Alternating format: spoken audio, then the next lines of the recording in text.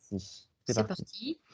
Bonjour, je me présente, je suis Marlène Ledieudeville, donc je vais intervenir sur ce webinaire à l'occasion des 12e rencontres du numérique organisées par l'Antique. Alors, je suis moi-même vice-présidente de la communauté de communes de La Cortaise, qui est en Béarn, près donc du Pays Basque. Je suis vice-présidente en charge de l'économie numérique, des systèmes d'information et de la culture pour la collectivité. Et je suis aussi déléguée à la Fibre 64. D'ailleurs, c'est à ce titre que je vais intervenir. Et par ailleurs, je suis administratrice des interconnectés et coprésidente de la commission numérique, qui est une commission commune à deux associations d'élus qui sont l'ADCF, l'Assemblée des communautés de France, et France Urbaine. Donc, je vais tout de suite lancer ce webinaire lancer quelques pistes de réflexion sur le numérique responsable, sur lequel s'est lancée la fibre 64, sujet qui prend de l'ampleur, puisque déjà, ça fait déjà quelques mois que c'est un sujet qui prend de l'ampleur. La consommation, je dirais, le numérique provoque de graves effets, disons. Alors, je lance. Où est-ce que c'est? Voilà. Donc, ce sera des réflexions et suggestions pour un Internet responsable dans les Pyrénées-Atlantiques, d'où l'acronyme RESPIRE. Alors, je continue. Donc, le contexte et les objectifs. Alors, c'est une prise de conscience collective, surtout liée à tout ce qui a été la crise Covid et tout ça. Beaucoup de personnes tout le monde sait, le numérique a pris une ampleur très importante, l'utilisation du numérique. On se rend compte qu'aujourd'hui, le web est le troisième consommateur mondial d'électricité, qui représente 4% des effets de serre. Le numérique, plus largement, on peut dire aussi que pour 2025, on imagine qu'il va représenter 8% des effets des émissions de gaz à effet de serre. Donc, c'est quand même quelque chose qu'il faut commencer à maîtriser. On le voit au niveau même de tout ce qui est matières premières qui composent les équipements numériques, qui commencent à se raréfier. Enfin, c'est vraiment un sujet qui est d'actualité.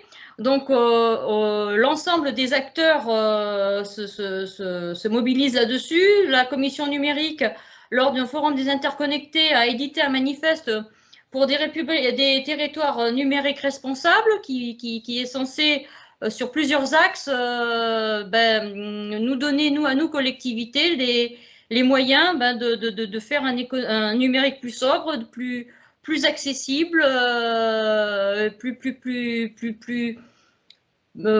disons, plus économe en termes environnementaux.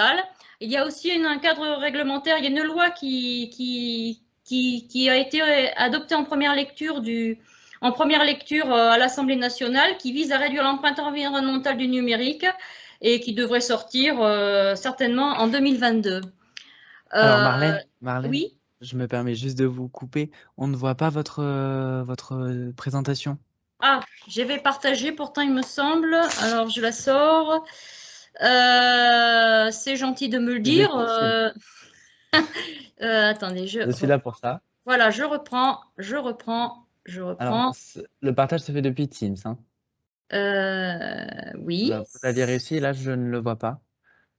Est-ce que le voit là? Inclure l'audio. Et là, vous le voyez? Oui, nous le voyons. Voilà. C'est en plein écran, mais on le voit. Je le relance. Donc, merci beaucoup, Marlène. Voilà, donc j'en suis où? Donc, le numérique responsable, c'est donc tout ce que j'ai dit tout à l'heure, c'était 2 slides. Donc, si vous le souhaitez, je pourrais vous le donner. Cette réflexion est une opportunité pour les collectivités locales, notamment dans toutes les collectivités se lancent ou essayent de se lancer dans un contrat de relance de transition écologique. qui est prévu par le plan de relance et qui nous permettra d'obtenir éventuellement des financements pour des actions dédiées à la transition écologique, dont un volet numérique qu'on nous incite à ajouter dans ce contrat. Et à notre niveau, ben, nous avons décidé, au notre niveau Fibre 64, qui est, j'ai oublié de vous le dire, qui est un syndicat mixte ouvert qui regroupe le département et les diverses intercommunalités, toutes les intercommunalités des Pyrénées-Atlantiques. Alors à l'origine, ce syndicat mixte a été créé en 2018 pour déployer la fibre sur tout le territoire, sur tout le département d'ici fin 2023. Le syndicat, déjà, c'est un aspect numérique responsable puisque ça permettra à tout le monde, à chaque personne d'où qu'ils vivent, au fin fond d'un village ou dans une grande ville, d'accéder de la même manière au numérique. Le syndicat La Fibre 64 travaille aussi beaucoup en termes d'inclusion numérique et voudrait étendre ses actions pour tous, hein, au niveau scolaire, à tous les niveaux, au niveau des collectivités, du public. Voilà, donc ce webinaire où mon propos, ça ne sont pas forcément des actions qui ont été mises en place aujourd'hui par la Fibre 64. Ce webinaire, donc c'est d'abord des axes de réflexion sur plusieurs thèmes. L'objectif est là, c'est si vous souhaitez intervenir à la fin de chaque axe que je vais présenter, ce serait très bien, puisque là, on réfléchit vraiment à ce qu'on pourrait faire, nous, Fibre 64, collectivité, ben, pour faire plus de sobriété, plus de sensibilisation, plus faire comprendre les enjeux du numérique responsable en France et tout ce que ça peut, tout ce que peut générer tout ce qu'on peut créer comme action pour notamment faire baisser cette consommation, je dirais, du numérique. Alors, premier axe, c'est éduquer, sensibiliser, qui s'adresse aux élèves du primaire et du secondaire, les collèges, les lycées, mais qui va s'adresser aussi aux élus, aux agents de collectivités locales, parce que je peux en témoigner. Le numérique et les élus, ne font pas toujours bon ménage. C'est encore un sujet qui est assez complexe, qui est complexe pour tout le monde. Donc, pour que les élus agissent au niveau local et national, eh bien, il faut les sensibiliser, mais aussi les enfants, notamment la fibre et le département interviennent déjà dans les lycées et collèges pour des actions de citoyenneté numérique. Et on va essayer de toucher un peu plus d'élèves, notamment 115 000 élèves publics privés confondus à la rentrée 2020. Alors, ce serait des exemples d'actions possibles, organiser des défis du numérique responsable. Ce serait des concours ouverts aux classes investies dans des actions concrètes pour un numérique responsable. Animer dans les classes qui le demandent des sessions de sensibilisation au numérique responsable. Je pense notamment à la fresque du numérique qui est vraiment un moment intéressant. Et cette fresque du numérique, je dirais qu'on peut l'étendre aussi aux élus pour qu'ils comprennent bien les enjeux du numérique. Cette fresque se fait sur 3 heures où on est en petits groupes. Là, c'est plutôt un témoignage de ma part. Où on a des cartes avec à quoi sert le numérique, pourquoi faire. Par exemple, ça peut se détendre, regarder un film à la télé, sur Netflix, des choses comme ça. Et puis, on voit de fil en aiguille quels outils, quels médias on utilise, la télé, son téléphone, son ordinateur. Et de fil en aiguille, on remonte un petit peu la chaîne la chaîne de fin du numérique. Pour utiliser sa télé, pour utiliser son portable, il faut de l'électricité. Pour produire de l'électricité, il faut consommer, disons, utiliser des énergies fossiles, mais aussi pour pouvoir surfer sur Internet, assister à une visio, il faut bien sûr faire appel à des data centers, et on voit que ces data centers consomment énormément. Pour fabriquer son portable, on fait beaucoup appel à des métaux rares qui se raréfient complètement. Donc, toute cette fresque numérique fait comprendre En quoi le numérique, s'il n'est pas bien maîtrisé, peut devenir dangereux pour la planète. Enfin, c'est vraiment un moment, c'est vraiment très impressionnant. Et ensuite, l'animateur va expliquer ce qu'on peut faire, chacun d'entre nous, au niveau des collectivités, notamment en termes de commandes publiques, en termes de aussi pour la loi, d'indice de réparabilité, enfin des choses comme ça. Voilà, ça peut être aussi donc les actions possibles, parrainer des événements équivalents à une semaine sans écran. Pour les étudiants, proposer des hackathons, c'est-à-dire ça peut être sur le numérique responsable. Ces étudiants pourraient proposer, se grouper pour sur un jour ou deux pour proposer des solutions innovantes dans le domaine. Ça, c'est je vous donnerai des exemples tout à l'heure. Voilà, donc si vous avez des idées vous-même, je suis à l'écoute. Bon, je continue. Axe 2, recycler, réutiliser. Là, ça va surtout s'adresser aux collectivités locales.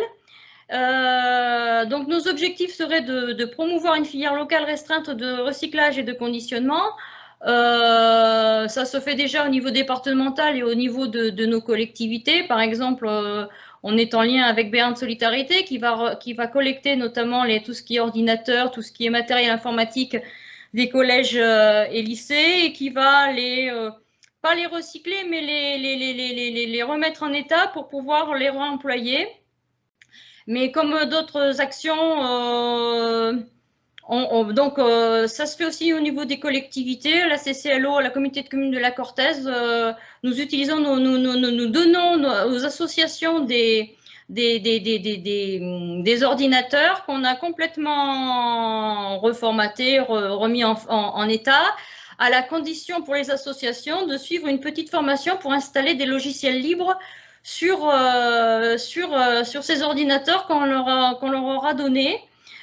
Donc ça a deux intérêts, c'est que non seulement on permet à des associations, surtout des associations de parents d'élèves, de pouvoir proposer à des familles qui n'en ont pas un ordinateur, mais surtout de savoir d'utiliser des logiciels libres et de savoir utiliser leur outil. Ça peut être aussi donner une seconde vie aux déchets du chantier THG 64. THG 64 est notre délégataire qui déploie la fibre. Et la fibre, nous voulons empêcher les dépôts sauvages. La fibre peut être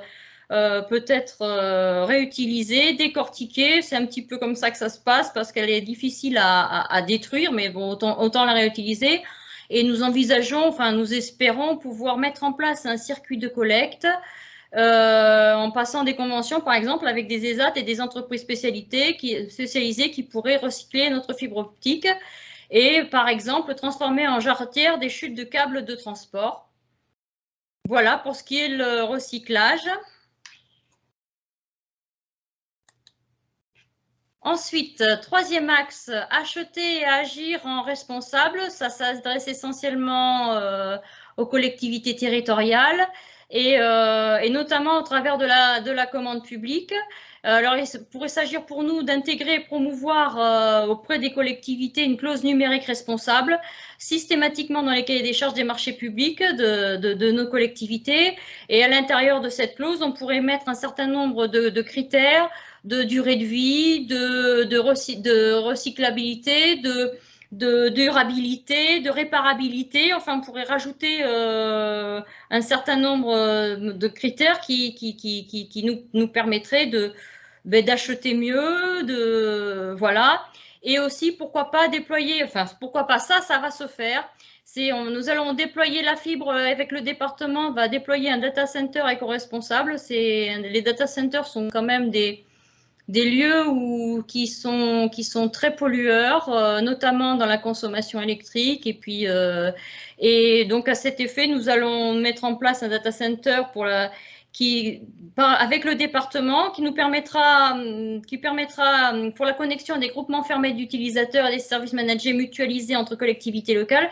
Ça veut dire que nos collectivités pourront bénéficier de l'espace d'hébergement du data center et on partagera tous ensemble un certain nombre de services. Voilà. Ensuite, axe 3. Axe 4, eh ben, ce sera essayer de polluer moins. Ça va être inciter un peu tout le monde à polluer moins, se déplacer mieux. Alors, le public, ce sont les collectivités territoriales, les élus et les associations. Et les objectifs, c'est encourager les collaborations à distance. Alors, des exemples d'actions, c'est informer sur les alternatives possibles à des déplacements habituels. Ben, c'est tout simple. Depuis les différents confinements, nous avons pris l'habitude de nous réunir par visioconférence et entre autres, hein, et cette habitude, je pense, va perdurer au-delà des confinements, puisque on se rend compte que c'est déjà beaucoup mieux de se réunir à distance du point de vue écologique que de se déplacer tout le temps. Donc, c'est quelque chose qui va, à mon avis, se développer, tout comme le télétravail qui se développe déjà. En ce qui concerne les associations ou pourquoi pas les communes ou les collectivités, il s'agirait de fournir un kit à bas prix pour un service de connectivité, de collaboration documentaire ou de visioconférence et d'assistance à distance. Les associations notamment pourraient avoir, non pas forcément les moyens d'avoir tous ces outils. Et bien sûr, nous ne les laisserions pas tomber et pour paramétrer, seraient aidés par nos médiateurs. Il pourrait aussi s'agir de numériser et mettre en commun les itinéraires. Je reprends, numériser et mettre en commun les itinéraires de mobilité douce dans les Pyrénées-Atlantiques. Là, il s'agirait par exemple d'équiper des volontaires de casques avec un traceur GPS et ils parcourraient les différents chemins ruraux, les sentiers de randonnée, les pistes cyclables du département, ce qui nous permettrait ensuite d'avoir des cartos et des itinéraires, donc ce qui peut être très intéressant. Et proposer des chatbots aux collectivités locales pour un accueil et une délivrance des informations de base 24 heures sur 24 et 7 jours sur 7. Ça, c'est une action qui va se faire, donc qui va se faire très bientôt. La Fibre 64 va proposer aux volontaires, aux collectivités volontaires, de déployer un chatbot, par exemple, pour une commune. Il s'agira, si on posera une question, quelles sont les ouvertures de la commune, les horaires d'ouverture, ça peut être bien sûr de la poste, de l'école, les démarches qui sont possibles dans la commune. Enfin, c'est toutes les informations qui peuvent être intéressantes. On peut imaginer aussi des informations sur les associations. Alors là, je parle des communes parce que c'est peut-être un chatbot que moi j'aimerais voir dans ma propre commune de 1200 habitants et je trouverais que ce serait super d'avoir ce genre d'outil à Lagor. J'habite Lagor, c'est dans le Béarn. Voilà, c'est des exemples qui sont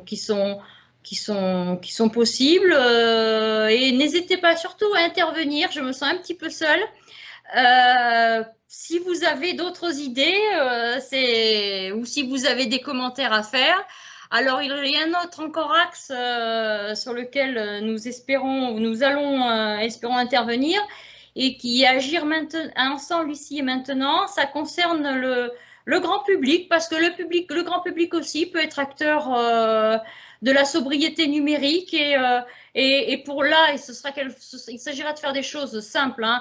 Encourager des actions simples, régulières et réalisables par chacun. Le tout est plus que la somme de ses parties, disait Aristote.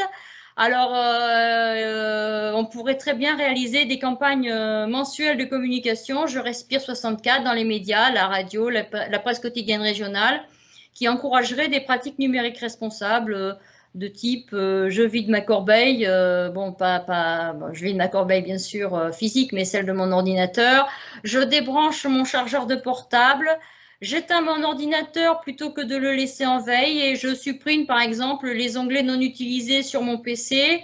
Enfin, c'est plein d'actions qui pourraient être ensuite et après mesurables. On éditerait si on peut, si on le peut, des informations au travers de la donnée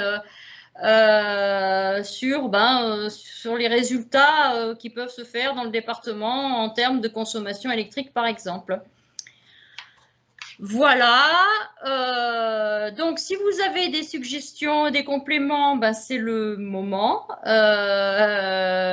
Ou sinon, vous pouvez très bien contacter la Fibre 64. Voilà, j'ai terminé mais si possible, ou si vous le voulez bien, je suis tout à fait ouverte. Nous sommes ouverts à vos suggestions. Je sors du webinaire, pas du webinaire, du diaporama, clac, et je reviens. Voilà, donc si vous voulez intervenir, vous pouvez, je regarde, il n'y a pas de message, vous pouvez activer votre micro. Bonjour, je vais prendre la parole. Amalia Martinez pour la Fibre 64. Merci beaucoup, Madame Le Dieudeville, pour votre présentation.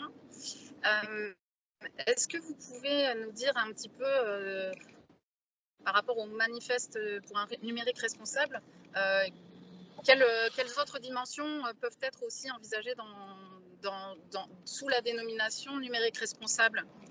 Par exemple, on peut travailler, déjà la Fibre 64 travaille sur l'open data et c'est aussi la data peut faire partie du numérique responsable. Ça veut dire que actuellement, la Fibre travaille sur la data, permet aux collectivités de publier un certain nombre de données et ces données, notamment sur la commande publique, sur ces choses-là permettent au public de savoir un petit peu comment ça se passe, comment les collectivités travaillent, avec quels critères.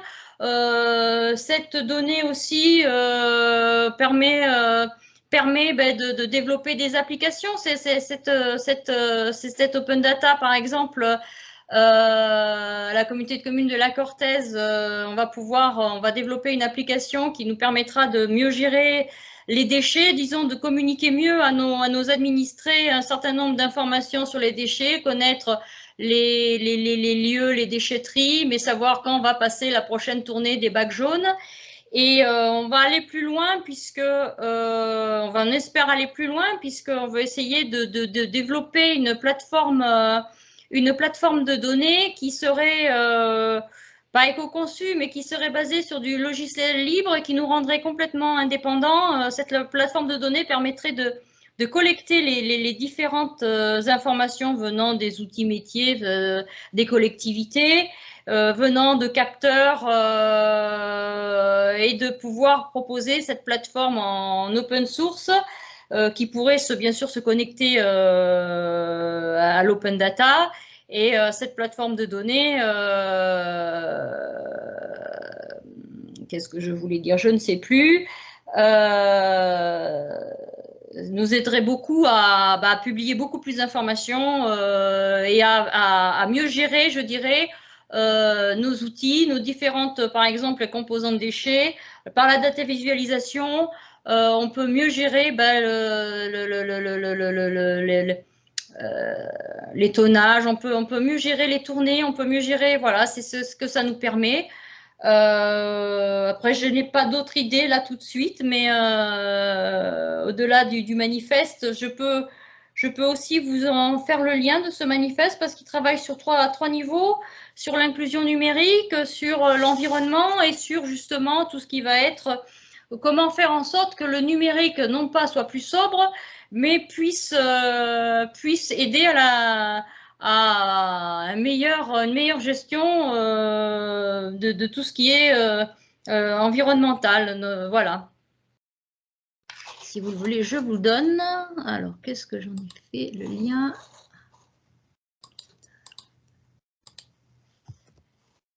Ça, ce lien, je vous le donne en message. Message. Voilà. C'est très intéressant comme document. Ça permet vraiment aux collectivités de se faire... de piocher, je dirais, des tas d'actions possibles, que ce soit en termes d'inclusion, d'accessibilité, disons, au numérique, mais que ce soit aussi gérer toute la commande publique, changer les pratiques internes, proposer en interne des gestes responsables proposés dans les collectivités, bien sûr, ça peut se faire aussi dans les entreprises, ou bon, là, tout ce qui va être stimuler les filières économiques de réemploi ou de recyclage. Une autre ambition, c'est donc bien sûr déployer la fibre, ça nous le faisons déjà. On va essayer de permettre, mais aussi l'accessibilité, c'est ce que je disais tout à l'heure, c'est permettre à des personnes d'avoir du matériel, mais aussi former les personnes parce qu'il y a beaucoup d'électronisme en France et avec toute la dématérialisation et des procédures administratives, on va se retrouver avec beaucoup de personnes en difficulté. Voilà.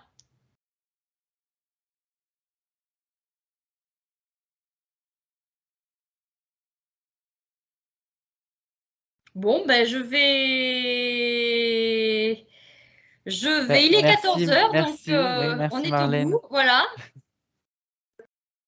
Et on va clôturer ce webinaire et Super. je vous remercie de votre attention. Merci beaucoup Marlène. Tout sera repartagé pour le replay dans tous les cas. Oui, merci. Merci. Au revoir tout le monde. Au revoir.